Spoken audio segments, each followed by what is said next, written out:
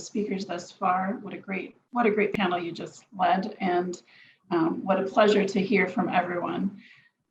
Good morning, good afternoon, and thank you all for joining us today as we celebrate the digital launch of the Michigan English Test, which supports English language learners on their educational journey. As Fernando mentioned, my name is Julie Montero de Castro, and I work with higher educational institutions and other stakeholders in support of the recruiting processes. I'm pleased to moderate this panel on successful recruitment and admission strategies to attract international students after COVID-19. And we will hear approaches to international recruitment marketing, growing international enrollment with small teams and limited budgets, some 2+2 models that we heard about in the prior panel, and growing partnerships in new markets, among others.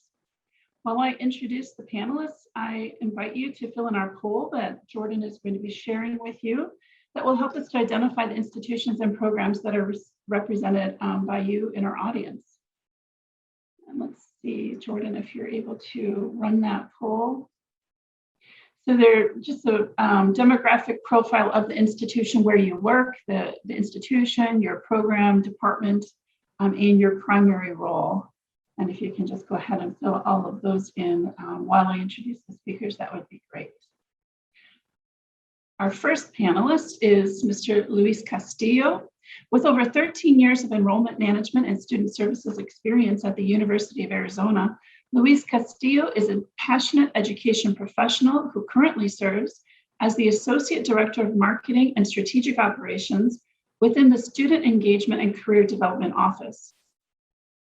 A first-generation college student, Luis grew up in Rocky Mount, Mexico, and moved to Tucson, Arizona in 2002 to pursue a bachelor's degree in political science, starting at Pima College, Community College, and transferring to the University of Arizona. He also earned a master's degree in higher education from Northern Arizona University. Luis first experienced international higher education when studying abroad in Pécs, Hungary, and has since helped thousands of students to learn more about studying abroad in America and in Arizona. He enjoys working with technology, innovations, and finding creativity in the marketing field to help students bridge knowledge gaps and simplify information and processes, all aimed at assisting students to achieve their goals. We will also hear from Dr. Philip Hull, who has been in higher education for over 30 years as a professor and international educator.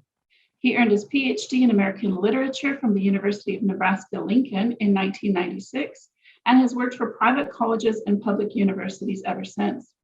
He currently serves as the director of the International Involvement Center at Northwest Missouri State University, where he has worked since 2014, overseeing international recruitment and study abroad programs. Dr. Phil has traveled to over 60 countries, with the most recent and special of his trips being to the Czech Republic, Germany, and Poland with his older son and wife, and to Vietnam and Sri Lanka with his younger son. And we will also hear from Ms. Georgette Perez, who has worked in higher education for over 25 years. She is an alumna of Miami Dade College and received a Bachelor of Science degree in psychology, as well as a Master of Education in Student Personnel Administration, both from the University of Florida.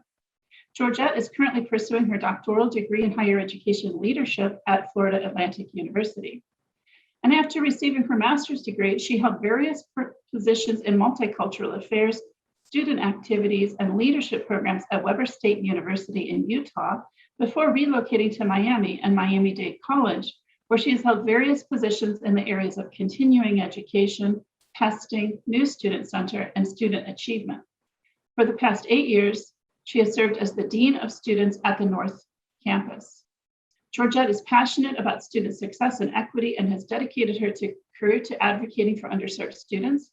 She has been a member of various boards, including the Coalition for the Advancement of Minorities in Higher Education, the NASPA Region 5 Multicultural Affairs Council, the Gates Foundation Data Segmentation Advisory Board, and several Educational Excellence Service Advisory Council. So we are just so pleased to welcome this panel. I'd like to go back to see the results of the poll before we kick off our session. And here we go. So it looks like we have the majority of our audience is four-year colleges or universities, but we do have several institutions represented at the two-year community college level. Again, majority are public but about a quarter are private institutions. Primary role admissions, administration are kind of tied there, and instruction services is the third most represented profession, with marketing and student services and recruitment also. Most departments, more than 50%, are small, 1 to 5 individuals working at them, and a small contingency have more than 10, 30% of you. And most of you work in separate departments. Your departments are very functionally oriented, so there's recruiting and student services are separate. So with that, thank you very much for answering the poll, everyone. We're going to move on to our prepared remarks, starting with Luis Castillo. And Luis, you should be able to share your screen. Thank you, Julie, so much for your introduction and the presentation. And thank you, Fernando, for the invitation to participate in the conference. I appreciate that. Well, welcome, everybody. My name is Luis Castillo. I work at the University of Arizona. At the moment, I work in the Student Engagement and Career Development Office. I am the Associate Director of Marketing and Strategic Operations. As Julie mentioned, I've spent over 10 years in the field of international higher education. I basically started my career in international higher ed working in the Language Center here at the University of Arizona, better known or also known as CESL, the Center for English as a Second Language. That's where I developed my, I would say, passion for working with, with students and, specifically international students. And as Julie mentioned, relying even on my own background, that's helped me a lot to be able to, I would say, find inspiration for how to best serve students. So thank you so much for coming today and for your time. So again, I prepared a little presentation here for how the University of Arizona approaches the approaches that the University of Arizona has taken towards international recruitment marketing and from pre to post pandemic. Go ahead and change the screen here. So just a little bit about the University of Arizona at a glance. We have about 300 plus majors. That's a combination of undergrad and grad. 46% diverse student population. 9 out of 10 students receive, financial aid, and we're also a Hispanic serving institution, and the #1 in research and development among Arizona public institutions. And we have about 46,000 plus students. I am eagerly waiting for the latest numbers, the 2021 numbers, the census numbers. Are going to be published soon on our website. So about 36,000 undergrad students and about 10,000 plus grads. And of course, we are a Research One public institution, a member of the NCAA Pac-12, and our website is arizona.edu. We are, our main campus is in Tucson, Arizona, and a little bit about our institutional profile and operations. We serve about 8% of our population are international students. As I mentioned, over 300 programs, grad and undergrad, and the STEM programs, science, technology, engineering, and math, are popular among international students. Of course, engineering, optical science, many of those are very popular among international students from multiple countries. We have been, I would say, promoting our national and international rankings, as a way to attract students. And we rely on different, I would say, sources, like the U.S. News and World Report, Times Higher Education, the Shanghai Jiaotong University rankings, and different ones. And our operation is pretty big. The Arizona Global Office includes, it's about 20 people in the recruitment and the processing side. So we kind of divide the recruitment, it's part of Arizona Global, and then the processing side, it's part of enrollment management. But in the combination of those two, we have about 20 individuals. And of course, the International Student Services, also part of Arizona Global. We do have a large number of individuals that assist students with, their CVIS, with their immigration needs, with I-20s, and that's kind of like how we divide the operation. The recruitment strategy, I would say, since 2017 has been structured by region. So we divide, different regions among the different recruiters or enrollment counselors. And part of the admission incentives that we utilize in the promotion, includes, fast admission and convenient ESL options, the conditional admission. And of course, the fact that we have the Center for English as a Second Language as an option that students who receive conditional admission, they can, utilize that option. The fact that the SAT and ACT is optional, that's also an attractive component, but of course, that's the reality with a lot of institutions nowadays. And we also accept the common and coalition applications, and as I mentioned, the conditional admission. The scholarships has been a huge, I would say, factor in our marketing and recruitment efforts, with our scholarships for fall 2022 up to 23,000 per year, renewable up to 4 years. And we change the scholarships like every year. As part of our operations, we use Slate, as our CRM or customer relations management tool for the admissions part, connecting data with PeopleSoft, known as UI Access here at the University of Arizona. And to stay connected and to get organized, we use Box for data or document management and Teams, for, of course, connecting. Let me advance here. So what was happening pre-COVID-19, something that I wanted to include in this presentation is not so much, of course, what we did or how we responded after COVID-19, but some of the elements and pieces that we already had in place that helped us to navigate, when COVID hit in March of 2020. So at the time, pre-COVID-19, in the time between 2016 and 2020, as you all know, we were already reaching, a million students, according to the Open Doors report. But we were already seeing enrollment decreases, and slower pace of growth in different countries like China. So that was problematic because for many of us, many of the large institutions, we were perhaps relying on, huge numbers coming from the Chinese market. But of course, lots of global political changes, the economic changes, and the global push for internationalization. As we all experienced, of course, there was the Trump effect, globally with the policy, global perception, the Muslim ban.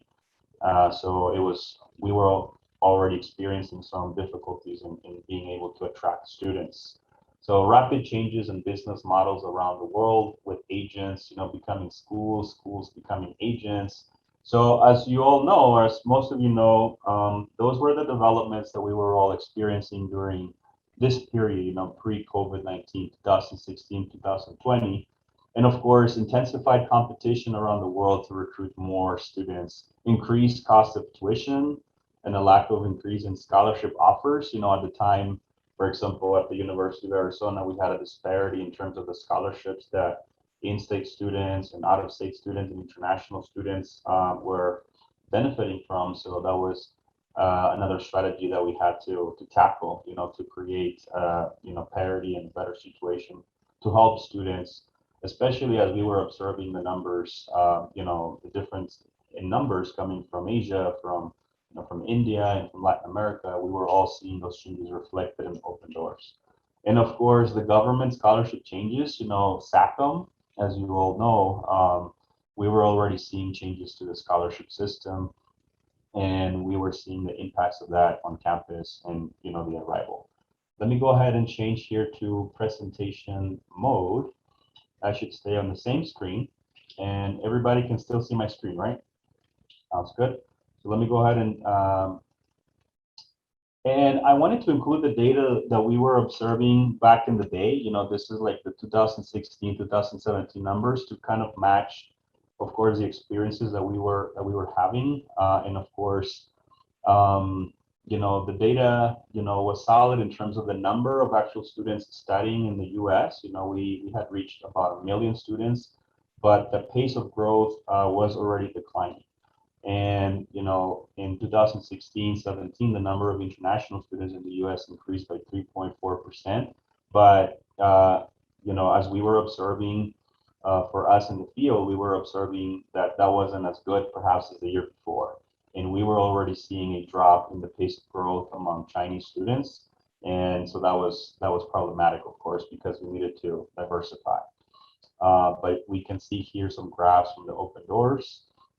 And I'm going to advance here. And of course, we were all really closely looking at the top places of origin of international students, with China, India, South Korea. And of course, a lot of those numbers were or are reflections for what we observe at the University of Arizona, with many students from China, many students from India, and those from these top countries that we can see here. But we were already seeing in the horizon, changes with Nigeria, with Sub-Saharan Africa. Of course, that was being reflected here. In Latin America, and of course the changes with Saudi Arabia, a huge drop here, as you can see. But again, this is data from 2015, 2016 to kind of set the stage for what we were dealing with, pre-COVID. So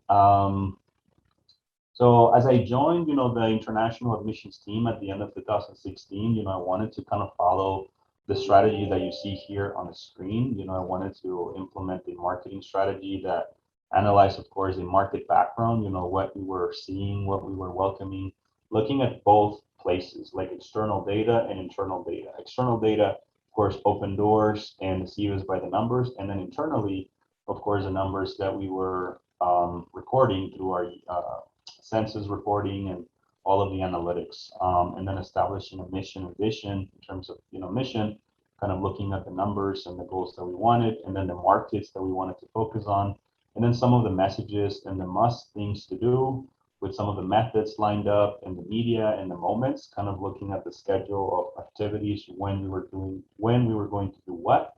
And then, of course, looking at the metrics, the important things that matter to us in terms of how are we going to track that what we were doing was working, and then looking at the measurement tools for those metrics. So, for example, if we needed to, I don't know, improve our open rate, from our emails, then we would look at Slate, things like that. So the marketing strategy that I pursued at the time kind of followed this structure. So some of the must efforts, as we were dealing with those challenges in 2016 to 2020. So of course, with the new government in the U.S., I think we all remember the "You Are Welcome Here" campaign. Most of us, or many of us, participated in that campaign, so we were part of that, participating with our own video.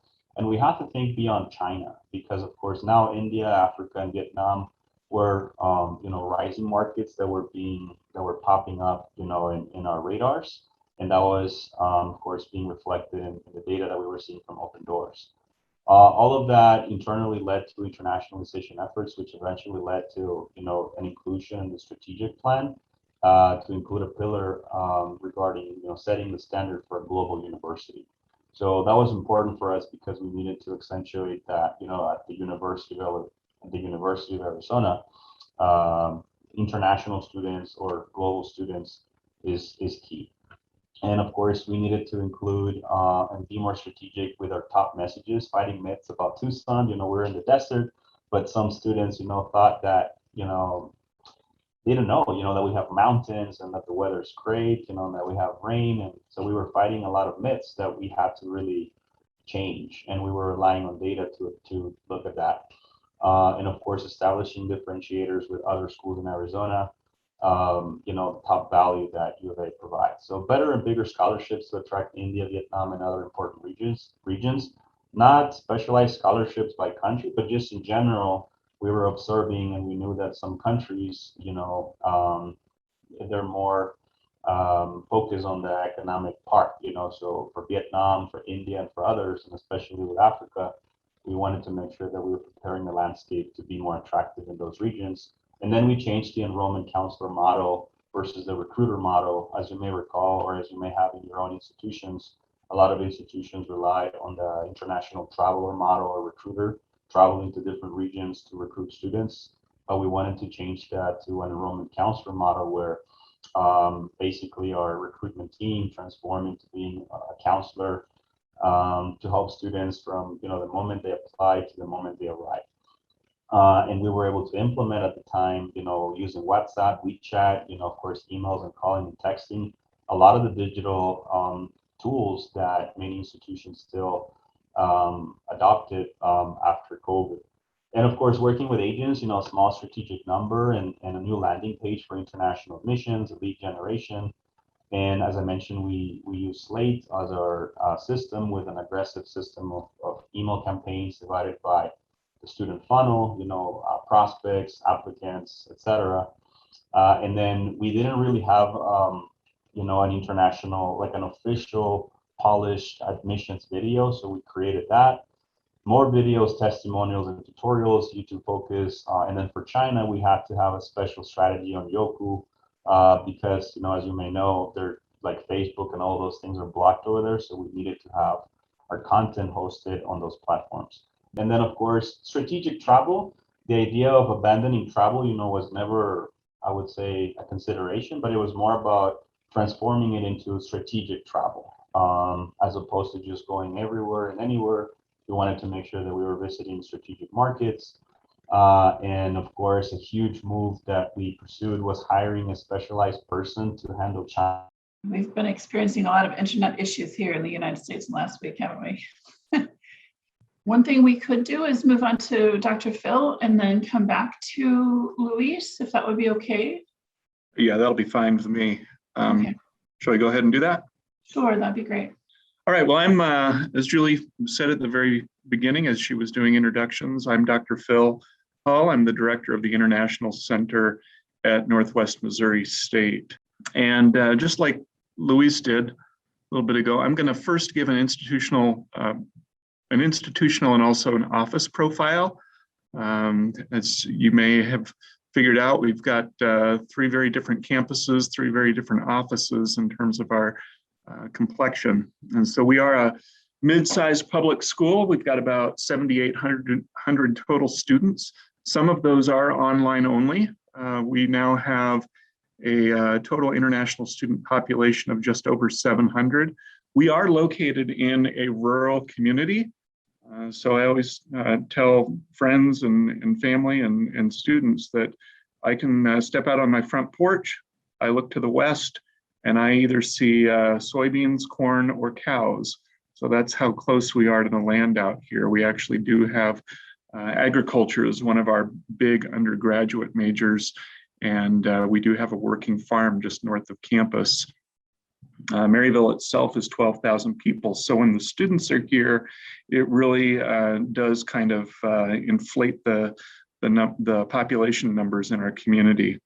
We have just over 125 undergraduate programs, 5 on-campus master's programs with a total of over 40 master's programs that are offered online. My office, we have 4 full-time staff and we have 10 student staff. We do just about everything international that you can do. So I'm kind of the lead person for recruitment. I also oversee the office management and some of the on-campus outreach. We do orientation. We also do outbound study abroad programs, on-campus programming for international students, and also coordinating our programming with other units on campus. And then our office is also responsible for post-graduation OPT, as well as serving those students, international students who might be doing internships on CPT. And then the majority of our students are in our 2 IT-related master's programs, our Masters of Information Systems and our Masters of Applied Computer Science. And just like Luis did, I'll just kind of give you an idea of what we were doing pre-pandemic.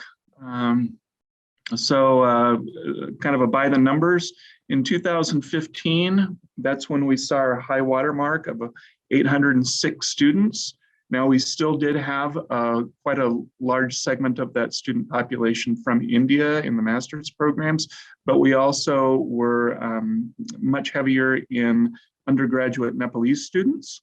And also, but one of the things that we've been able to work on in the ensuing years, even with some of the challenges that we've had in the last 4 to 5 years, we have been able to increase our diversity. So we went, when I first started here 7 years ago, we had just under 30 countries represented, and now we have over 40. So that's been a real kind of boon for Northwest in terms of contributing to the diversity on campus. So 2015, 806 students, and we are not anything special. We're not like an outlier. In the next 5 to 6 years, we saw our numbers drop down to 285 last fall, our fall census. And as you recall from the previous slide, we're now up to 702. So you can see how we kind of contributed from that slingshot effect that I know some schools did with students having to defer admission the last year or so. At the time, in pre-pandemic, we had a much smaller digital footprint. We had a modest number of partnerships. We had a fairly diverse agent base that had been built up over the years, even before I got here. And in some respects, I would say that unbeknownst to me, I think I was sort of laying some groundwork for recruitment during COVID, which is kind of the thrust of my next slide here. So one of the things that COVID kind of challenged me, and I think a lot of us to do, is thinking about more collaborative models. How do we reach out to overseas partners? How do we do a better job engaging with agents? Like I said in the previous slide, we had a smaller digital footprint. How do we increase, not only increase the digital footprint, but also increase the effectiveness of that digital footprint? And so one of the things that we did with the help of one of our agents is beginning to establish high school alliances.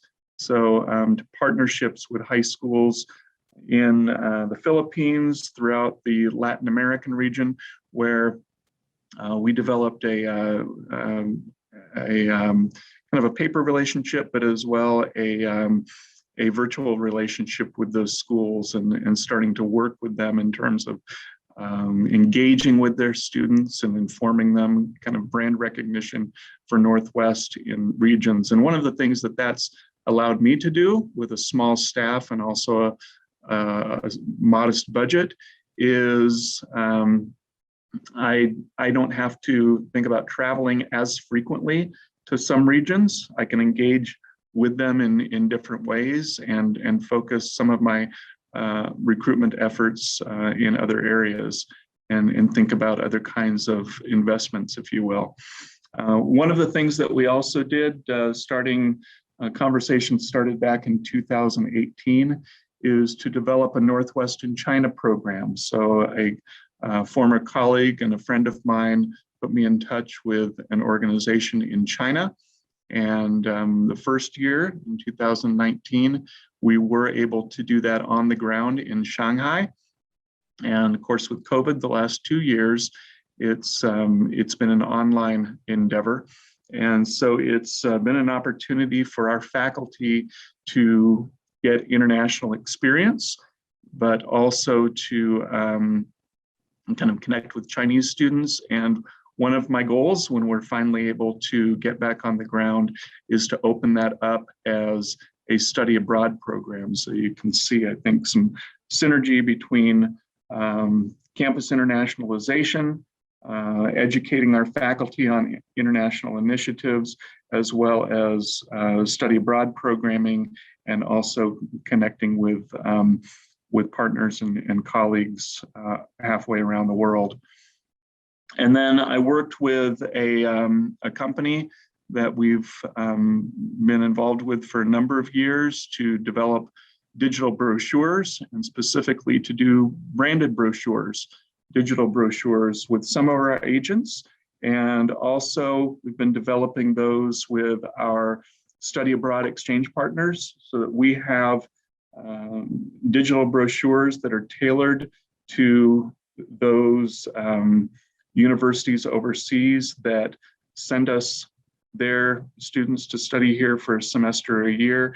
And likewise, we are sending our students to study over there. And I think that's one of the things that, as we started to pull out of, with study abroad, we started to pull out of the pandemic, we were kind of positioning ourselves for better engagement with those partners, where we saw 8 students join us this fall, and we'll be sending, I think, 9 students overseas in the spring, and we're still collecting applications for incoming for spring. So we're starting to see growth in that area. And I think it's important for an office and a campus like ours to talk about study abroad and exchange in particular, because it is those exchange students that we welcome from our international partner universities that do contribute to particularly our undergraduate population and also to, again, that diversity on campus.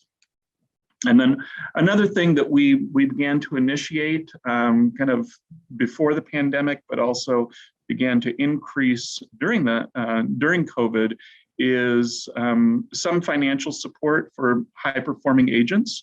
And so that might involve their work in doing fairs that I'm not able to participate in.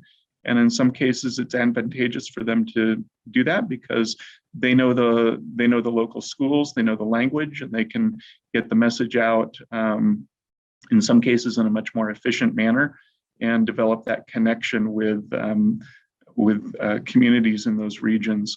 And then finally, doing some presentations with community college partners and also agent partners, doing things somewhat similar to this, using U.S. Commercial Service or Education USA, do presentations on 2+2 transfer programs to talk about opportunities, maybe doing some presentations with high schools with an agent and kind of getting the word out there, making use of the connections that they've already established.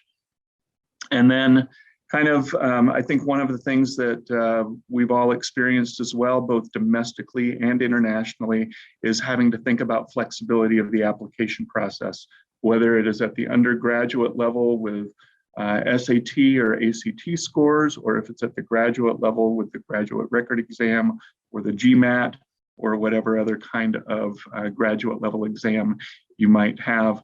But adopting more English proficiency options.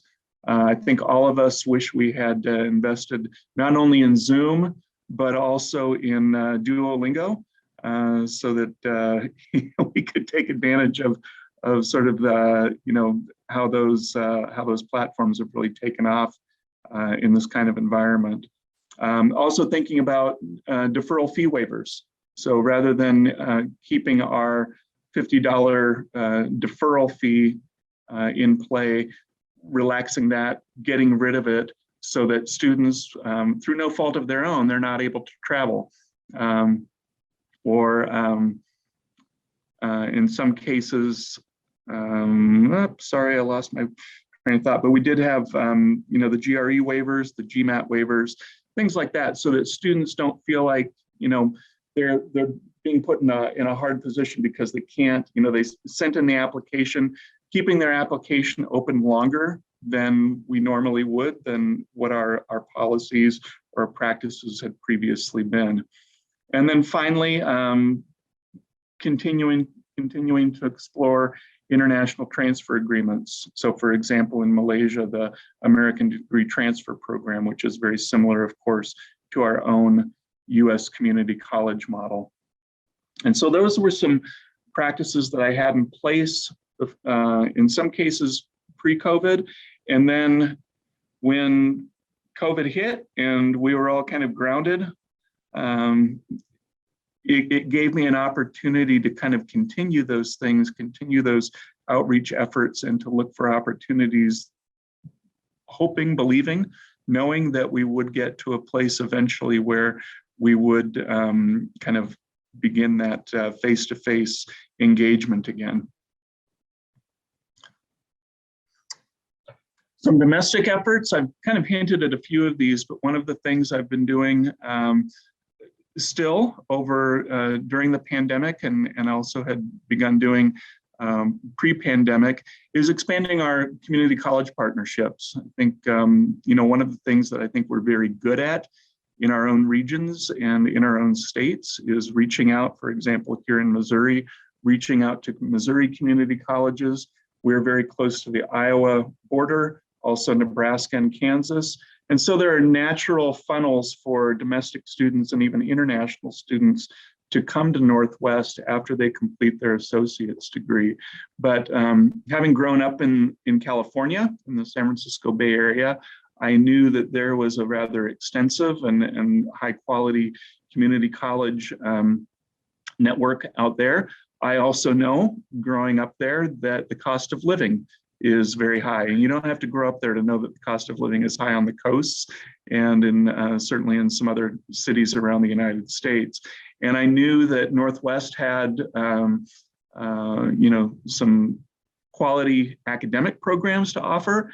I knew that students, international students, could benefit from having an experience, maybe first in a place like Miami, where Georgette is from, or in the San Francisco Bay Area or Seattle for the first 2 years of their degree program, and then coming to a place like Northwest Missouri State. Because my own, even though I didn't start like Louise at a community college and then transfer, I did grow up in a large kind of urban suburban area and then come to the Midwest for my undergraduate degree. So I know that kind of culture shock, if you will, moving from a large populated, quite diverse area into a much different, smaller, much different kind of dynamic culturally and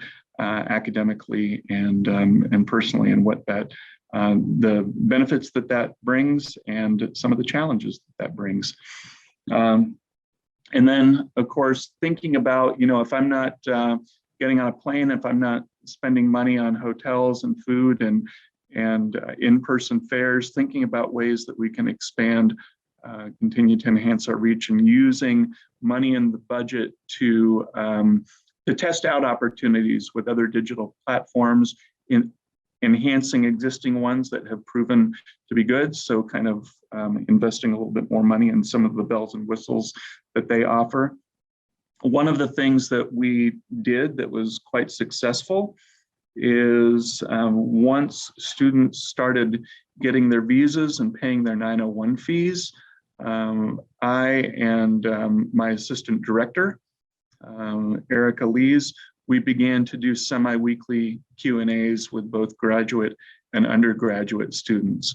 It was a way for them to begin to get connected to campus, begin to feel like they were part of the community here, and also to kind of allay some of their fears, maybe get answers to questions that they hadn't yet had an opportunity to ask, and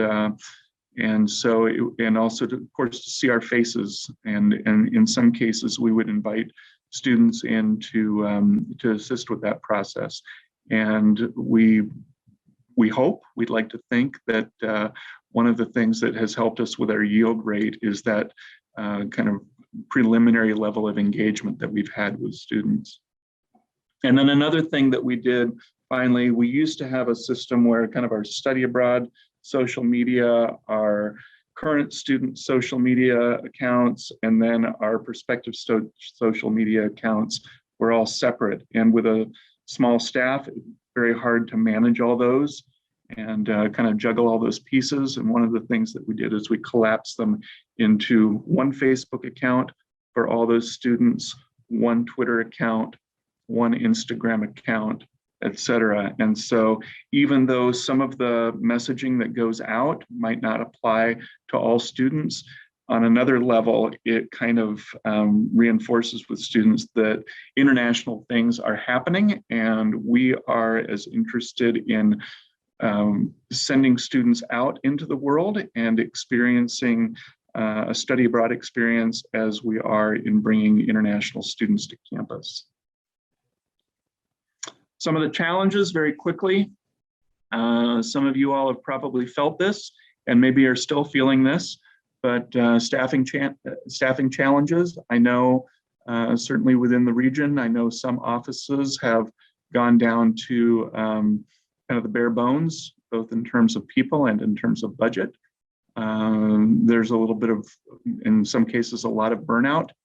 Your natural rhythms of being out on the road and the kind of face-to-face engagement that we that we need and that we crave and that make, I think, our work life worthwhile. That's certainly been turned on its head. And again, budget challenges and also time. And I think one of the things that that continues to be a challenge is when you're doing a virtual fair, sometimes you have to wake up at 2 or 3 in the morning to do that kind of outreach with students. And we can't always expect to that students or agents or whoever we're working with halfway around the world, that they can simply abide by our calendar and our time zone. We sometimes have to,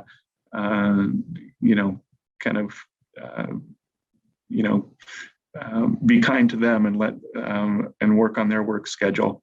And so a final thought, while collaboration has been a necessary part of Northwest recruitment strategy, the past year has helped with reimagining how we do things, and also reinforcing with whom, and really kind of putting in a crucible, I think, all those things that in terms of establishing and maintaining and nurturing relationships that we have with our colleagues and also our students.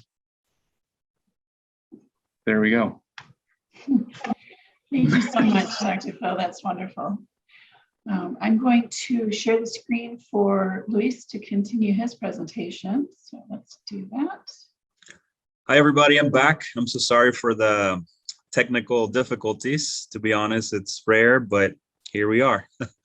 So thank you, Julie, for sharing your screen. I had to disconnect everything, the monitors, the keyboard, everything. So this is where I was, when we had the technical problem. But so as I was mentioning, and thank you, Dr. Hall, for your presentation. I was able to, of course, see it before and the last parts of that now. But of course, at the University of Arizona, some of the efforts pre-COVID-19 in the period of 2016, 2020, I had a chance to talk about some of these before the disconnection. But one of the huge things that we did was hiring an enrollment counselor to handle China. Prior to that, we didn't have anybody, but it was important for us to compete in the WeChat world, Youku, Baidu, all of those platforms. So we hired someone that could help us navigate that. And that was a really great move. We were able to host videos on Youku, anything that we were posting on YouTube. And of course, we created a landing page focused on lead generation, connecting leads to our Slate platform. And we had to expand beyond China, thinking about India, Vietnam, and other rising markets like Africa. Julie, if we can go to the next slide, please. And then at the top, Julie, you can see a button that says present towards the top right, next to the yellow button right there. So this is Google Slides. So thank you again. So some of the methods that we had to employ, to be successful. In the previous slide, I basically included the big things that we had to activate and create. But of course, a lot of the methods included planned email communications using Slate, the auto emails, trigger-based and one-off emails that we had to create. And of course, the inclusion of WhatsApp and WeChat, as part of our texting and video messaging. At the time, I remember talking with people here, in the US, and WhatsApp, wasn't really known, but of course it's huge internationally. So we adopted this back in 2017 to handle, basically a lot of parts of the world, Latin America. And of course, the online presentations, we were already doing a lot of that to individuals or groups of students or classes. The online chatting service, during open hours of operation, I believe at the time we had Zendesk, and ever since I think we have transitioned to Unibuddy, our latest platform, for chatting with students. And of course, the customer service is a recruitment tool. It's something that I really wanted to implement, is fast and excellent customer service on social, emails, and anything. We wanted to be fast in processing applications and processing questions. Testimonials from current students, that was really important for us to include. We live in a time when, we don't buy things we can't learn about. We want reviews, we want testimonials, we want to test and demo. So I kind of had that mentality, that we needed to have testimonials from students. So we implemented some of that. And we started working on launching information in different languages, like I mentioned, Chinese and also in Spanish. I speak Spanish. I'm bilingual and bicultural, so I was able to deploy a lot of that for Mexico. A lot of emails and flyers and information in Spanish, and of course surveying students and stakeholders on a regular basis for better decisions. And a huge part of the effort was focusing efforts on the application pushes and application completion pushes, as opposed to focusing so much and worrying so much about getting new students all the time. We wanted to do a better job at serving the students that were already in the admissions pipeline. So that was a huge part of the effort to ensure that we were servicing those students well. And of course, the social media, Instagram focus and platforms for China. So if we go to the next slide, Julie, please. I think at the bottom, there you go.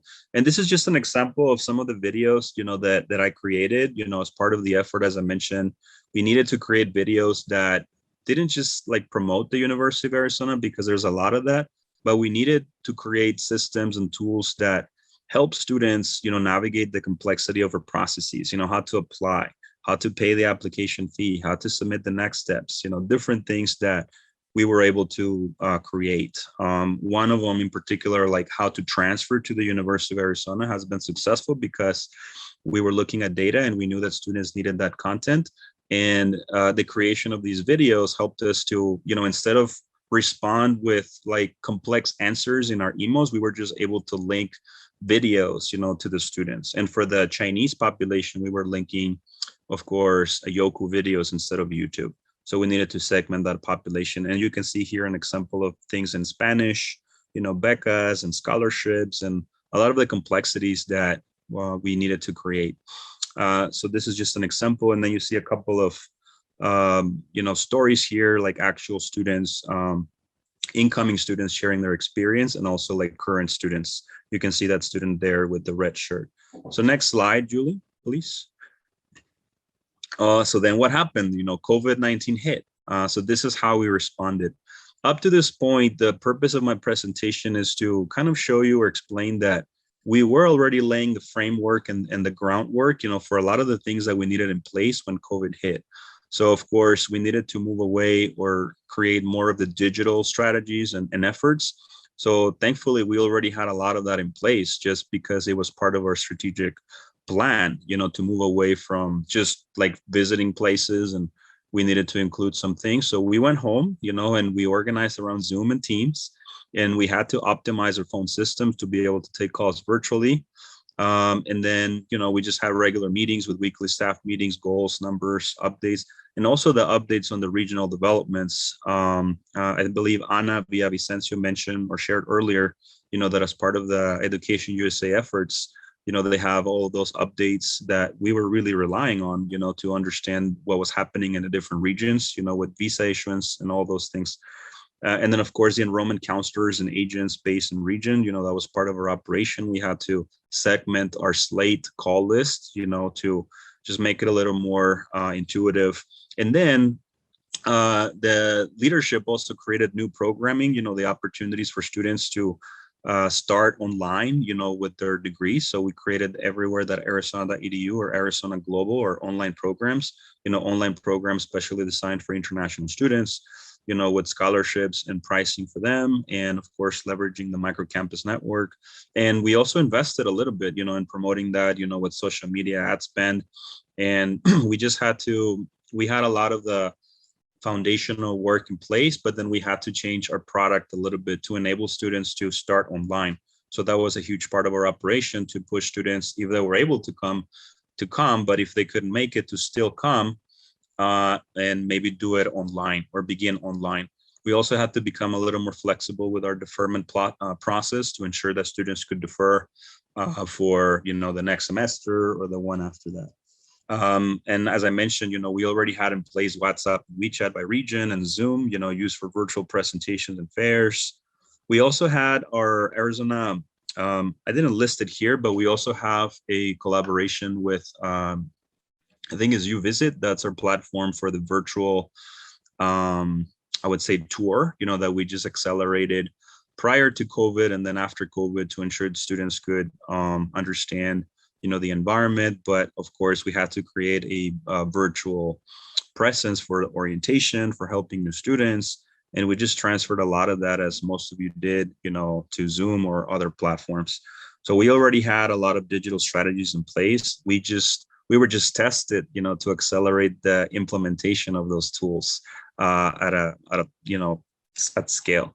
And then we added, of course, pages in different languages, and by region, we continued with that effort, especially after COVID-19 hit. But you can see here that we didn't really add anything more. Like we did change the product, perhaps, the programming, but we already had a lot of digital tools in place that helped us to prepare for COVID-19. So if you go to the next slide, Julie.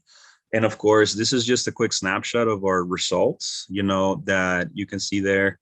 And you can see the story, the history. Of course, in 2015, that was, I think, our best year, when it comes to undergrad first year arrivals, a lot of students from China.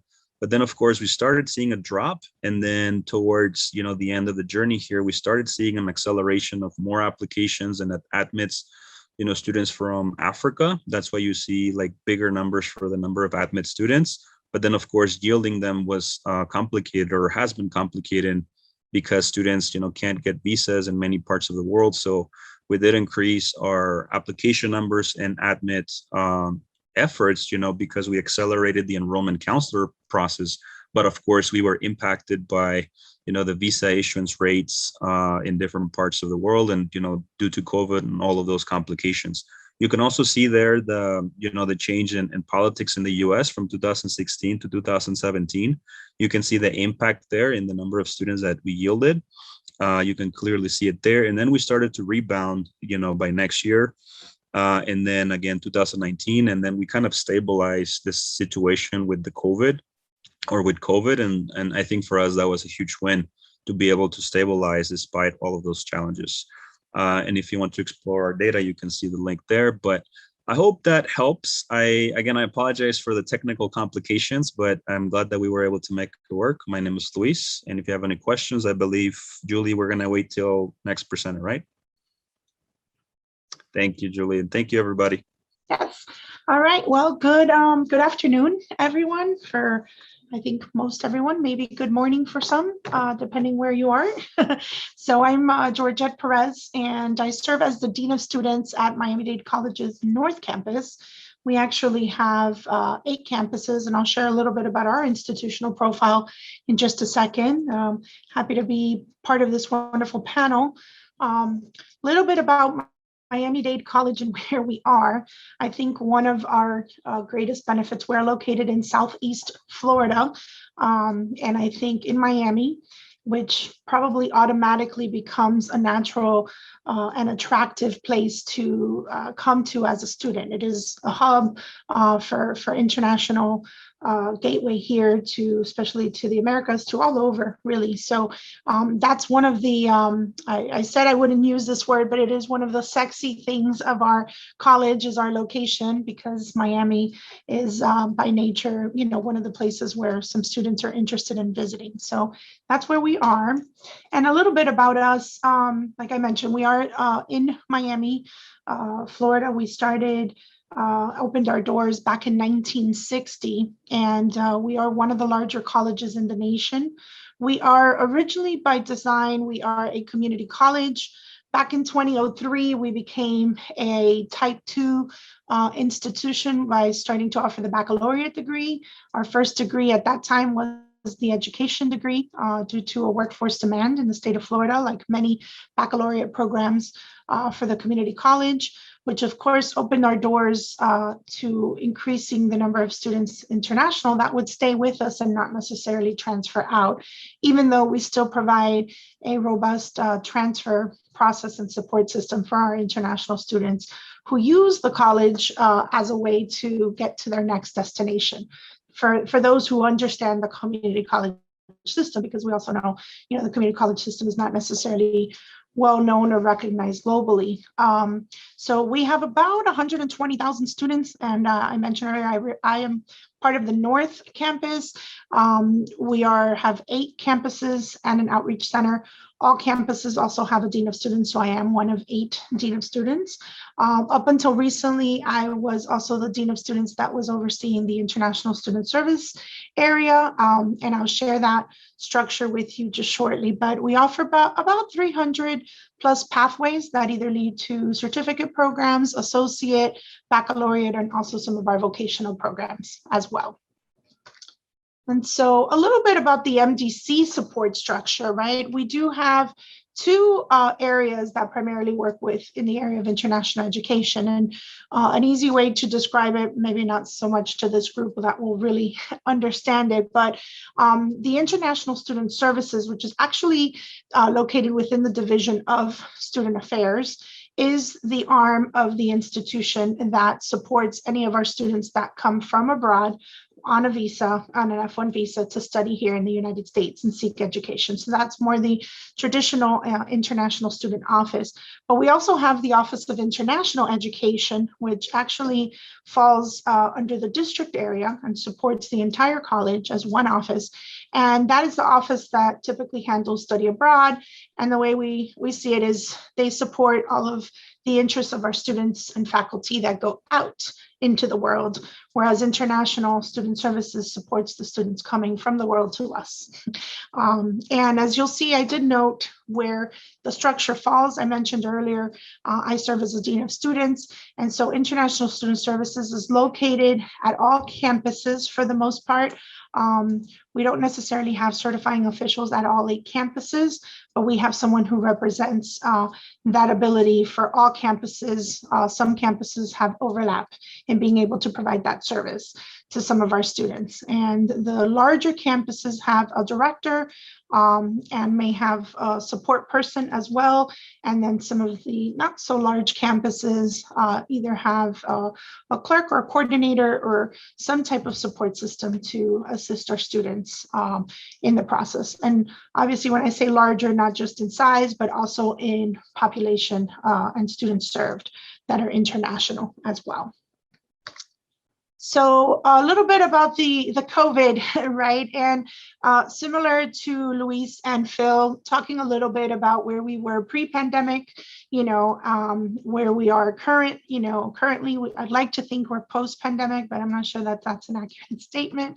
We really, just to give you an idea in terms of our numbers, right when we closed back in March of 2020, that semester, spring 2020, we had about between 12 to 1,300 students that the college was serving. At that time, we had already started to see a little bit of a decline in our international student population, similar to the data that Luis just shared. Depending on what was going on in the country, we saw some of the similar patterns and trends that's probably many of you witnessed. So at one point, we probably within the last decade, we were close to almost 2,000 international students at our institution with what I'd like to call little to or a non-existent recruitment budget, which is a little bit about what we're going to talk about. And again, kind of going back to that first slide of Miami being a great gateway to attracting students for many reasons. Not just the sunny beaches, but many other reasons as well. And then as COVID hit, one thing, of course, we saw the changes. We immediately, like everyone else, had to really reorganize ourselves and really looking at how do we comply with the changes that were brought on and really trying to, at the same time, try to maximize the opportunities that we had for our students, given that we were really, in many ways, had our hands tied with what we could and couldn't do. And so I'll focus a little bit on some of these recruitment strategies. And these are things that we were doing even before the pandemic, and I'll go into a little bit more detail, but I listed here the virtual access to a global pathway because we did maximize or really tried to and are still trying to see how we can really take from the positive takeaways of the pandemic, right? And while it was a huge disruption, there were definitely some positive things that came out of it, particularly for the international student arena in some ways, right? In terms of access and being able to do things that maybe in the past we weren't able to do as easily, or they weren't as made available, right? Maybe they were made available, but there was a cost to it. And I think because of the pandemic, there's been some flexibilities and so forth in being able to use. We're now using Zoom as well, but we really started with Microsoft Teams. And it wasn't until recently that we actually purchased the Zoom licensing. So we became an MS Teams institution, which of course was a little bit of a learning curve for all of us. We had just very tip of the iceberg, had just started using it right before, but it really, got ramped up. We were Skype users.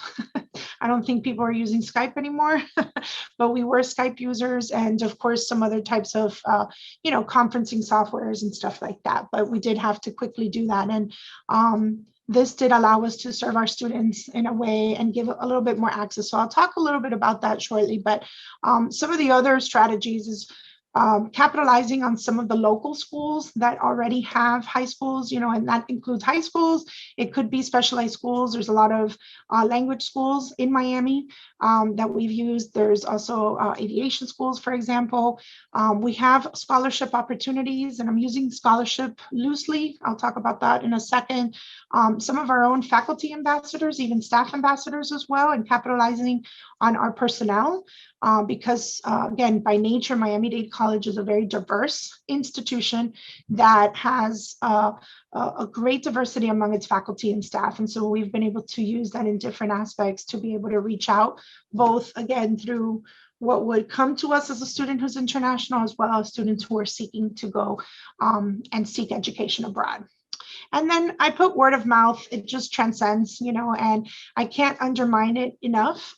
Just the power of someone telling someone else about their experience, especially our very own students. And sounds so simple, sounds so basic, but really and truly, a lot of our students end up coming to us somehow because of word of mouth, even if it later transcends into something else.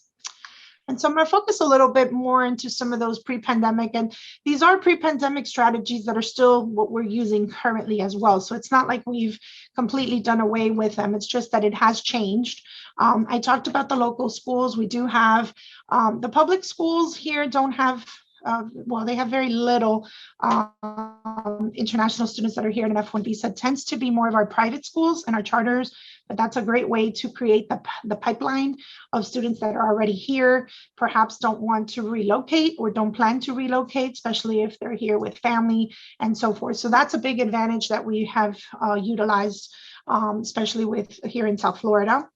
Lots of language schools. We have really over the years tried to create articulation agreements, and partnerships with being able to create a pipeline and funnel to bring some of our students, especially after they do the English training, to be able to then continue their studies.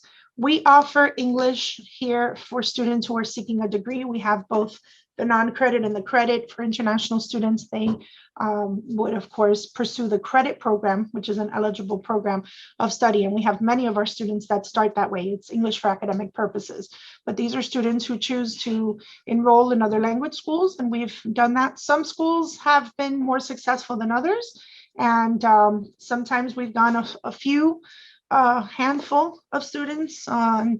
Some we have hope that we'll continue to get some more, depending on the size of the school, their prominence, and even their own success with the pandemic, and seeing the declines as well, right? So, as that pipeline has lessened, we've seen a little bit less of that transition, but we continue with those partnerships as well wherever necessary. Aviation schools I talked about, we have several schools, and that also provides a pipeline into the college to continue, especially if, they kind of fall in love with the area and want to continue or do something more, especially that a lot of the aviation schools have shorter term programs. And so if they look for something longer term, it's a great way to transition them here and for them to be able to continue to stay as they study. And so our faculty ambassadors, again, we have had from many of our faculty who do study abroad elsewhere and make partnerships and collaborations as they do study abroad programs, which then, bring an interest into the college wherever those programs are housed abroad. Obviously, we weren't traveling for the last couple of years. We have the study abroad program usually takes an advance of about 8 to 12 months to plan out. And we're hoping and crossing our fingers that we'll be able to launch our study abroad programs for next summer, if all goes well. We're hopeful, we're uncertain, like many of us, but we are already planning on those. Actually, as a dean, I have to approve travel for those students, and I just did my first one. So I was really happy to see that because I haven't seen one since very early 2020.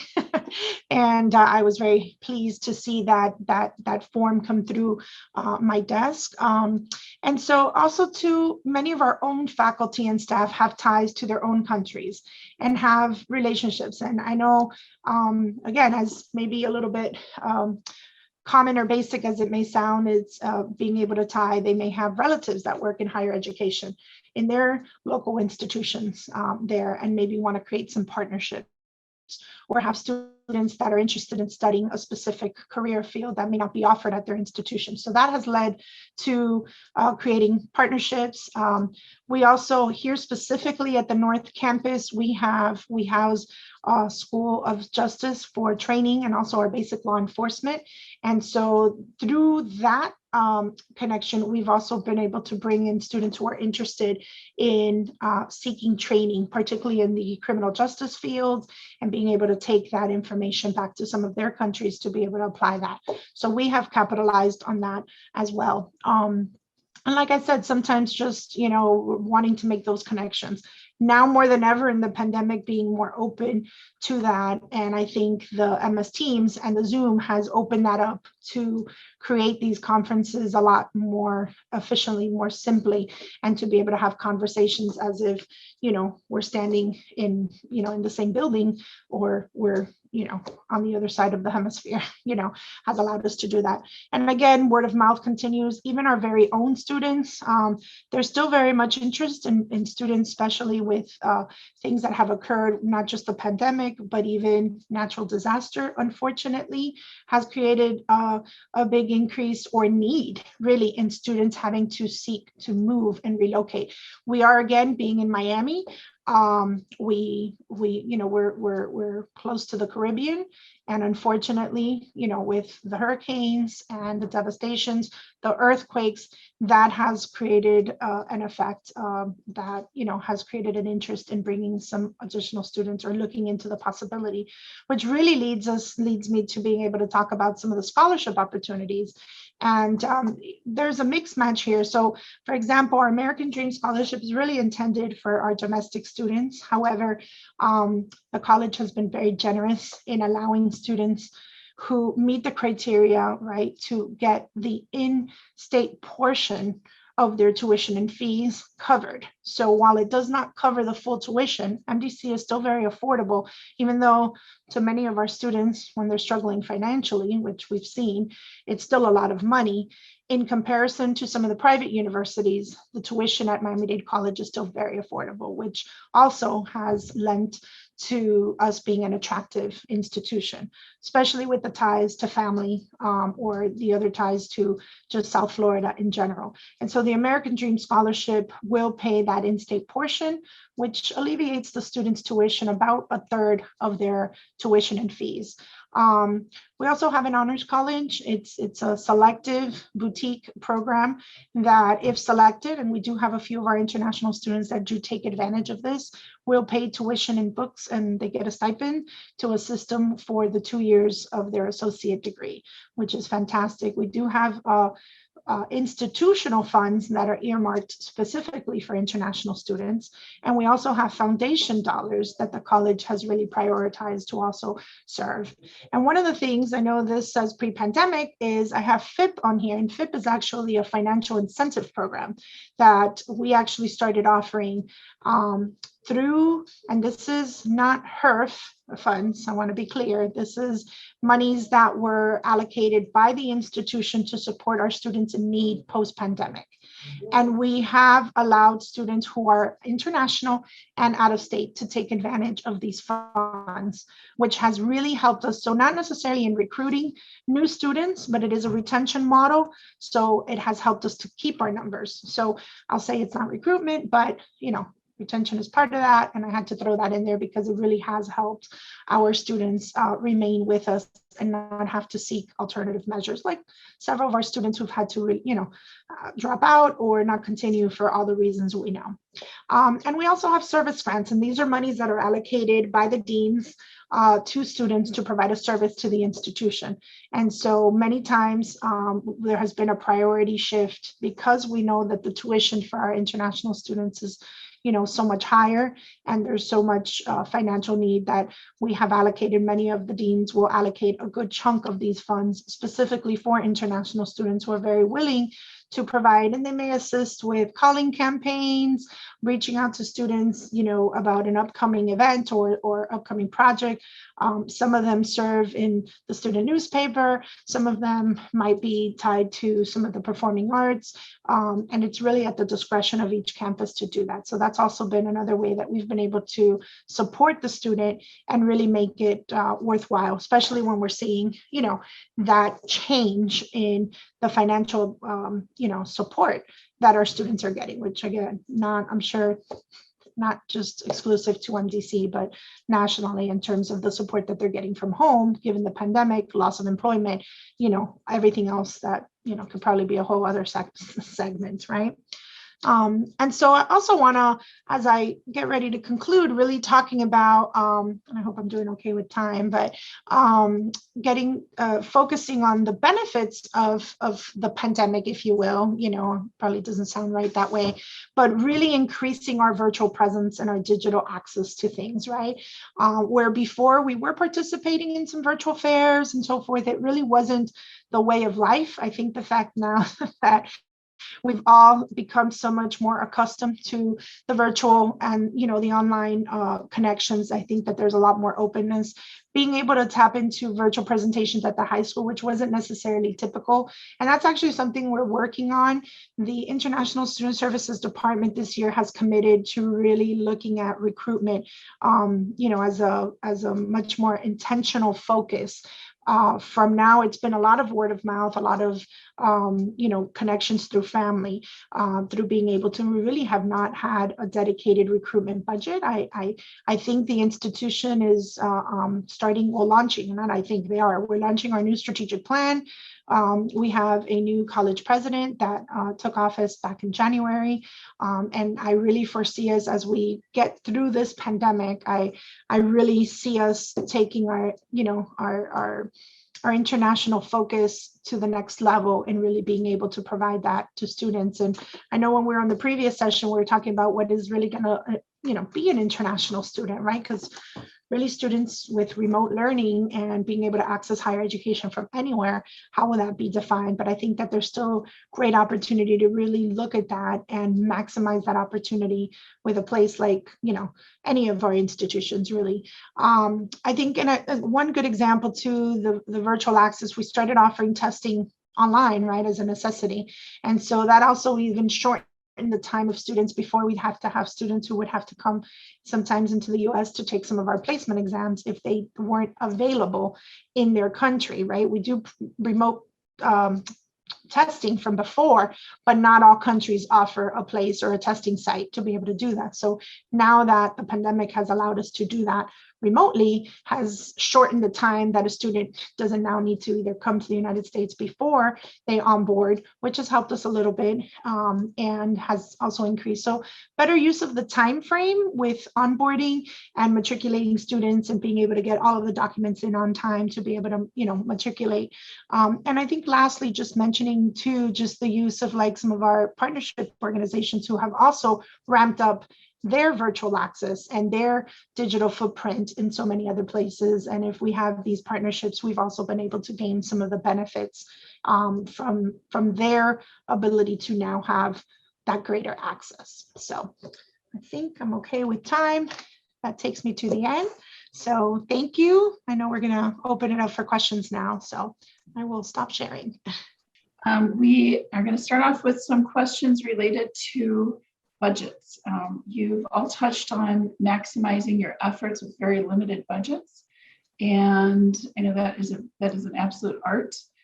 How do you make those hard decisions on where to prioritize your recruiting efforts while still meeting those institutional goals that you're responsible for? Sure. I think in general, I mean, it's not, I would say, an emphasis in expanding beyond China, because we needed to just grow in other markets. You know, we were seeing the emergence of Africa, India, Vietnam, and we wanted to invest in those markets. So again, we were comparing the external data with the internal data and to identify those areas of opportunity.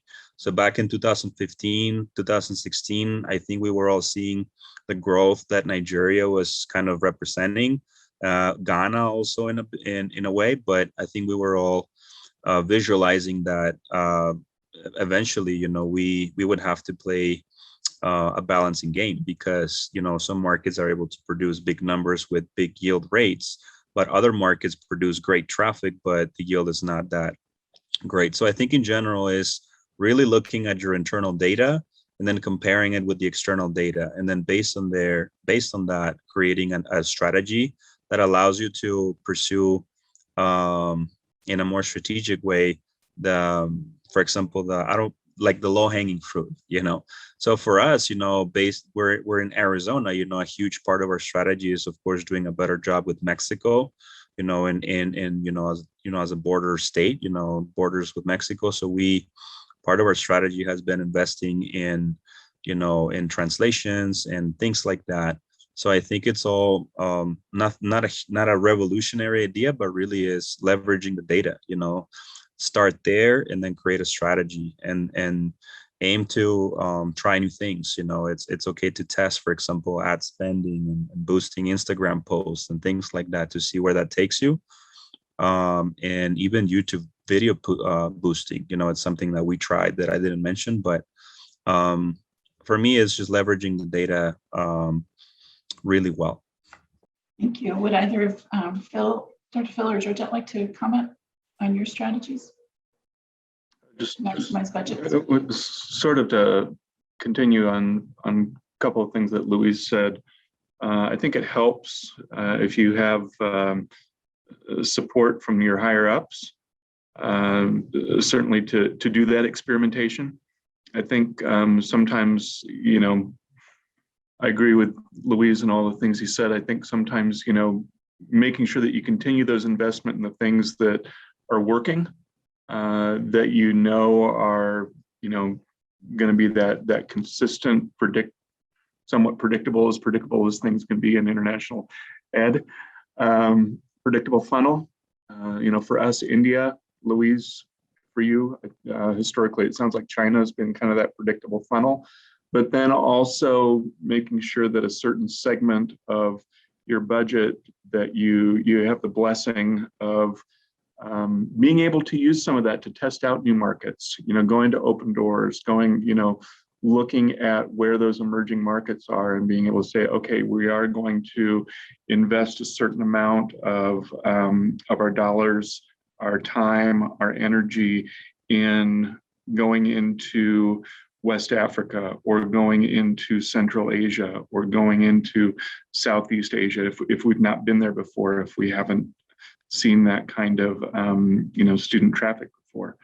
And again, with low staff, one of the things I mentioned earlier is connecting with community college partners and others so that I can utilize their expertise and their own budgets. You know, they go places I don't, and they have a different complexion to their student makeup. And if we develop a good relationship and students have a good transfer experience coming from those community colleges, that helps me in terms of my own recruitment efforts. And I can chime in, Julie, a little bit.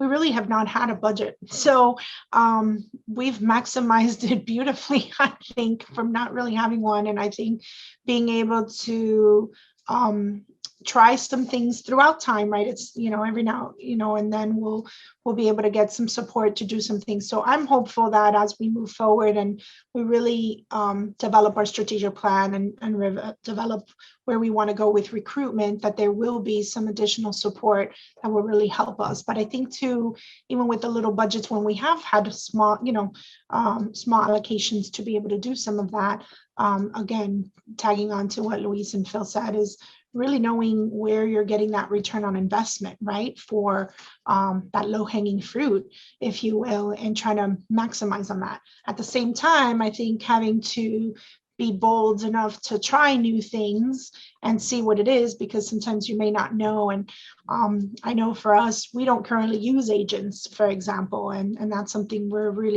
we've been trying to explore. And we're hoping maybe in the near future, perhaps we can really kind of get that going. But I think just really looking at, what works and trying to put, a little bit more of those eggs in that basket and really get their ROI on there. And following up on that, it was interesting to hear some of the scholarship opportunities that you've created at your institutions for international students. And for our audience, I was wondering if you had any insights or suggestions for improving funding of those programs. Like, where do you go? Who's involved in those discussions? Is it the personnel that are responsible for bringing in private funding into the university or community college, or are there grants that you're accessing, or what kind of resources are out there for those?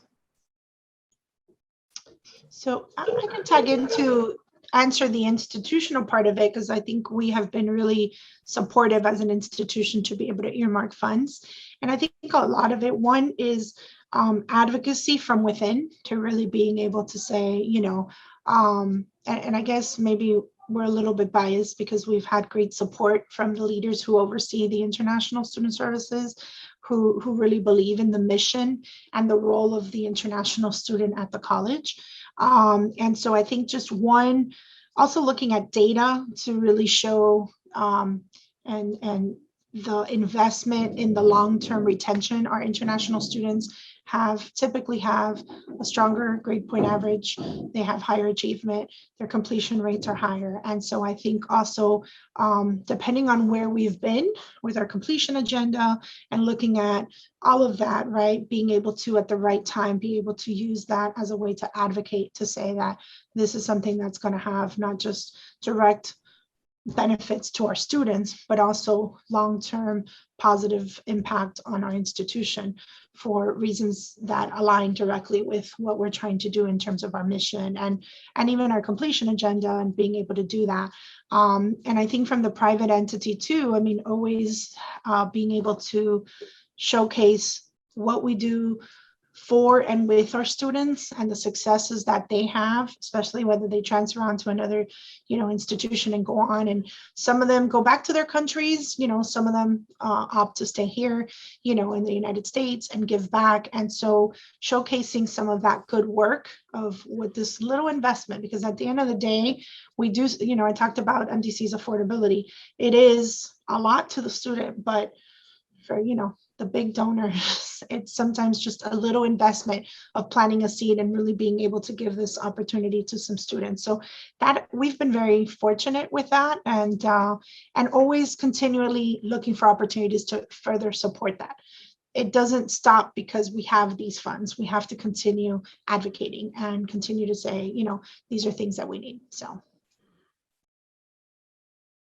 I think for us, at the University of Arizona, in the topic of scholarship, it really started with the recognition that the scholarships hadn't really evolved in a while, so even though the cost of tuition had increased, we hadn't really changed the scholarship amount. So we were no longer competing, with other institutions in our ability to attract students from emerging markets, because we knew that the data was pretty solid, for example, with students from India. And we knew that those students that typically express interest in scholarships, we needed to make those modifications. But I think for us, what made a huge difference was the addition of, a pillar on the strategic plan to signal at the top level, at the institutional level, that, internationalizing, the University of Arizona is a top priority. And that really helped to elevate that message at the top. And that really allows to have, discussions with stakeholders on campus, with faculty and advisors and anybody really. It serves as a reminder that this is a top priority and that people we need to be on the same page about helping international students. So I think for us, that was a huge game changer, or it has been a huge game changer. But also when we were able to change the scholarships, relying really on the efforts from top leadership, at the time, in my role in international admissions, I really served a role of implementing that good decision for us because we needed to compete.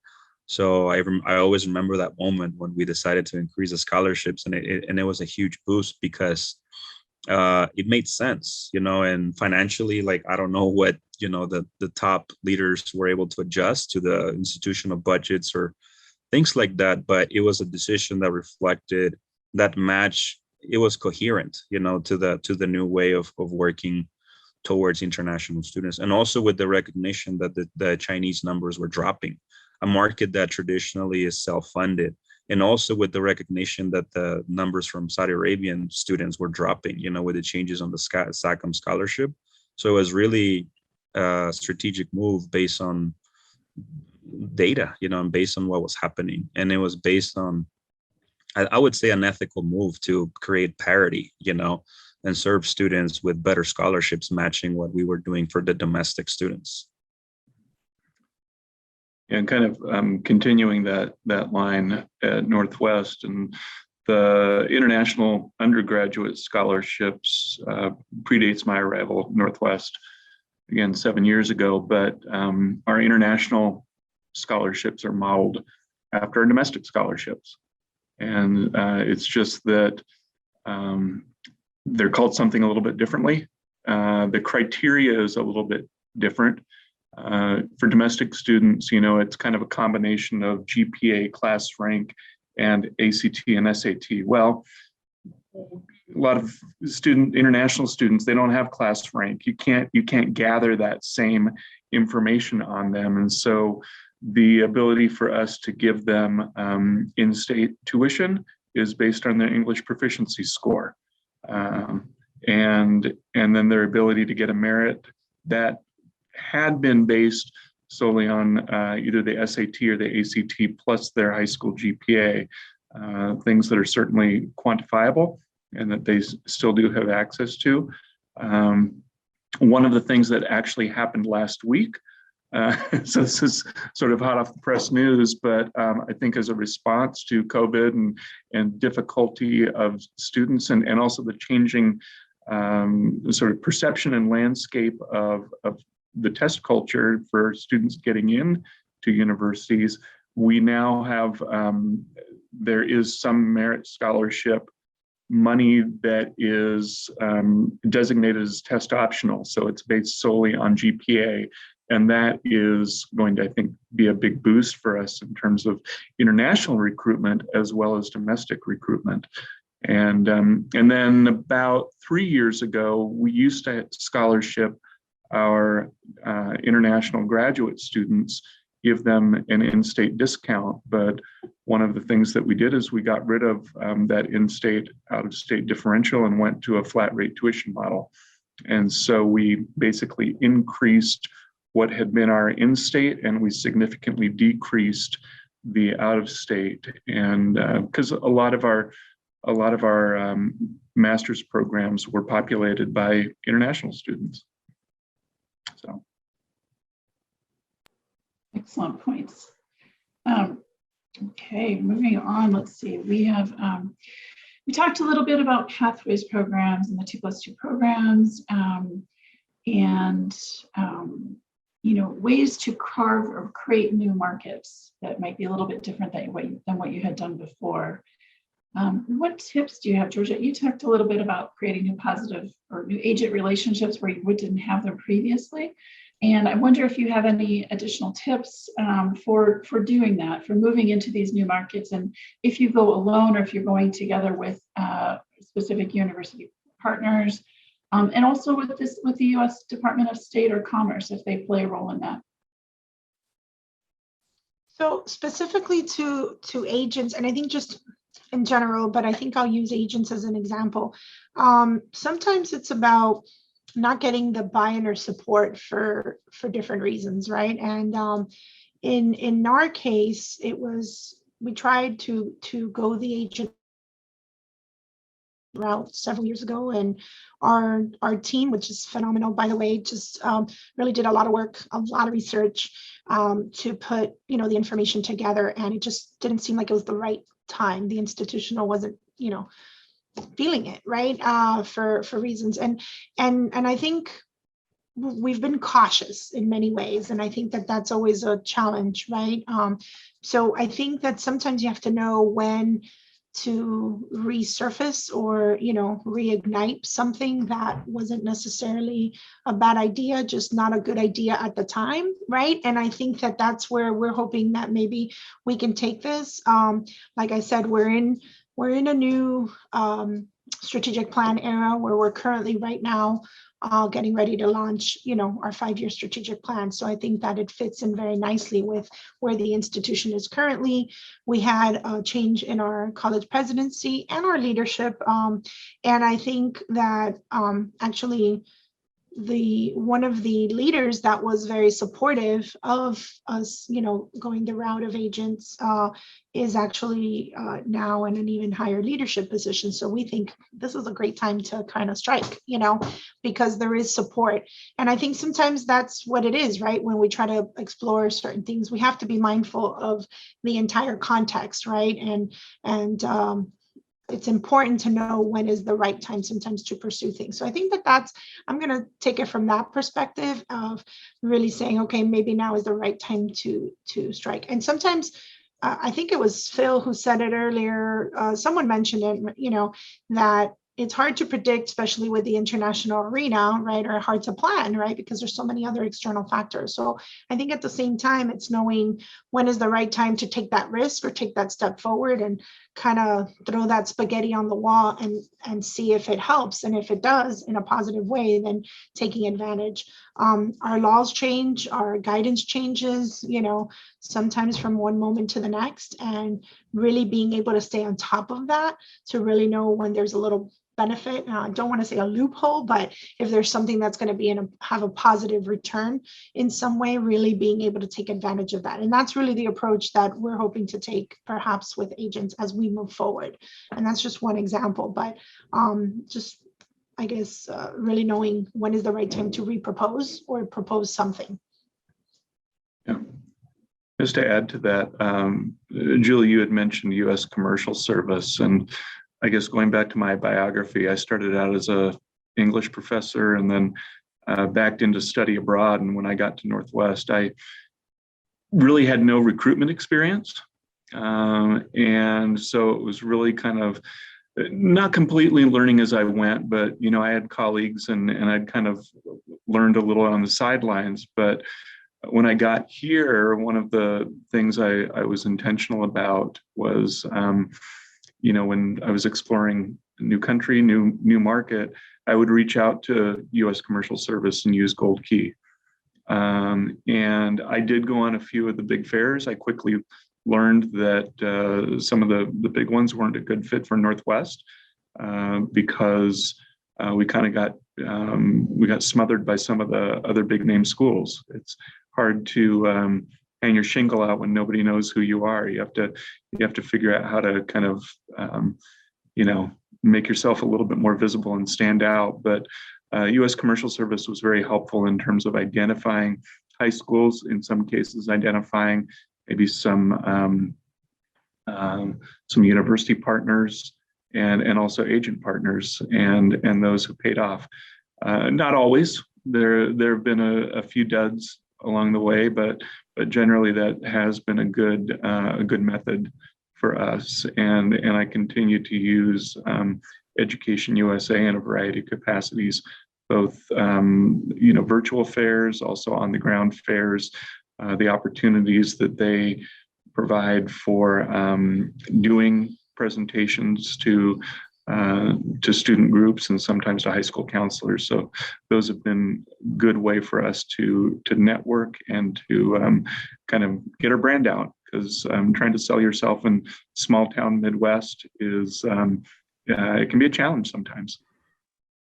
I think as a final note is, of course, participating at IACAC, was always good for us, to create relationships. Participating at NAFSA, as my colleagues mentioned, the U.S. The work through Gabriela Celaya, the commerce, of course. But I think a really important thing to try is, of course, asking your own students, understanding where they're coming from, to find the patterns, to see where you can develop those relationships. It's something that we tried at the University of Arizona, is to look at the massive influx of applicants and where they were coming from, like the trends in high schools of origin. And then from there, you do have I would say, the leverage or the opportunity to start those conversations with those schools as potential partners, because you're able to signal, hey, your school is sending us a lot of students, let's talk, with whatever type of initiative you want to do. And I remember also trying a little focus group, with incoming students, to better understand some of their opinions on different things and their backgrounds. But that was challenging at the time because, a lot of students were from China and we didn't have a lot of representatives from like many countries. So I think finding a balance with that is important. So just talk to your students, ask your students, and understand where they're coming from. Can lead you into partnerships. That's a great summary, especially going back to Georgette's conversation about families, ties, and really building that community across time and space. The last question I have before we move into our next panel, we've talked about integrating new communicative tools, WeChat, WhatsApp, as well as new enrollment counselors and increased faculty participation in recruiting conversations, and really going across all of these various resources to build these communities through word of mouth, focused videos, ambassadors, et cetera. So much you guys have talked about and brought forward in your panels and your discussions.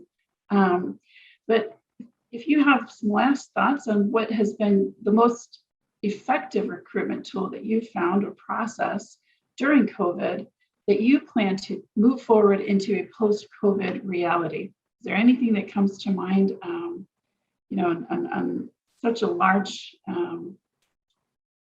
array of tools that you have now at your disposal? I would say for us, really, I think we all have the impression, that students don't read email. It's hard to connect with email, but I think it's the idea of changing or adding value to the email.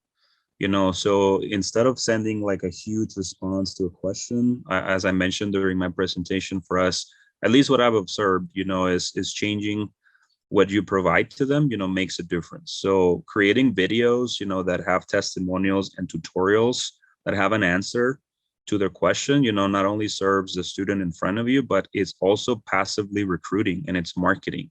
So you develop it in a way that can be ageless. To me, in my experience, that has been really beneficial, because I'm able to quickly respond to students, but at the same time, you are training other stakeholders on campus about things related to international students. So for example, if you have specific procedures that international students have to do when they submit their MMR requirement, or how do they request an I-20, the same material is benefiting a lot of stakeholders. It's not just the students, but it signals that to the parents, hey, this is an institution that really cares about my son or my daughter. Look at the materials that they're willing to, invest in creating. And at the same time, it's a training tool for others. So I think for us, we had a lot of things in place, but I think the videos have been helpful. I'm not going to say has been, the difference, but I always remember, it's always been really useful to just have materials, that are there. And as I mentioned, your willingness to, I think the big thing is that the change in philosophy is not what's convenient for us as institutions, but it's what's convenient to them, as students and the parents. What are the things that they have in their lives? So WhatsApp wasn't known here. I know it because,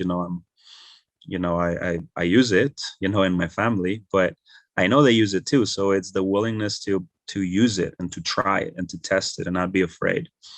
I think in general, I would say that.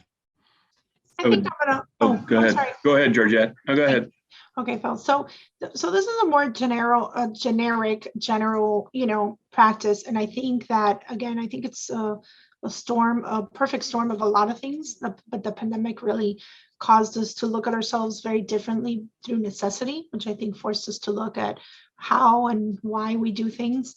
And then add to that, like I said, that, we're now really looking at our whole student experience and why we do what we do. And some things are just historical or tradition. And I think that that's the one thing that I think we're going to really take with us, is to really determine and get to the bottom of why we do what we do. Because sometimes, unfortunately, we are our worst enemy and we create our own hurdles and challenges for our students and our processes. And so I think if there's one thing we've looked at because of the pandemic and because of everything else that we're trying to do to really move ourselves forward, is really understanding why we do what we do. Because some of it is, especially as teams change and people change, and that history sort of, it's almost like this handed down oral history of why we did what we did, and it becomes myth, is why do we even have this hold, for example, or why do we even prevent these students from not being able to do this? What's the reason? Is it, and we actually went through that exercise not that long ago. Is it caused by, is it a college policy? Is it a state policy? Is it a federal? What is preventing us from being able to do this differently? And so I think that that's one real good takeaway. And it applies to so many things, not just, recruitment, but I couldn't not say that. I just add a couple of things. One of the things I'd mentioned during my presentation was the semi-weekly Q&As that we did for grad students and also for undergrads. Now, that's not a get out in front of the students' initial recruitment strategy, but it is something that I think has really helped us increase the yield with the students who have applied, and again, make them feel engaged with campus, with our staff, and feel connected and welcome, because, we're taking the time to answer questions that they want answers to. And then Louise mentioned videos about a week or so ago. One of the things that I'd done is I took one of the videos that our marketing team had created with one of our international students on her career success. And so I used that and got a lot of hits on one of the digital platforms that we used. And I was talking to Erica and I said, we need to produce more videos. And it's a conversation I've probably had, quite a lot over the last 4 years on campus. And it's very difficult to get, the university marketing team to pay attention to international. We're not first-time freshman domestic. That's where the spotlight is.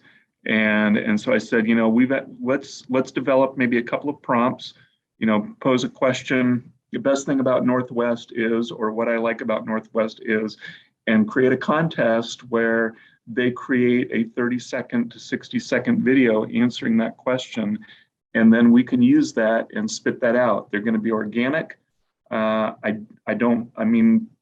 Marketing does a great job, but sometimes their videos are, 15 to 20 minutes long with large sweeping, pictures of the cornfields and all the wonderful, flags and everything from graduation.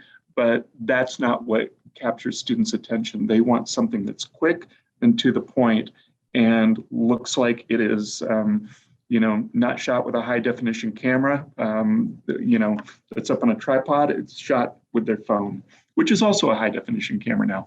So.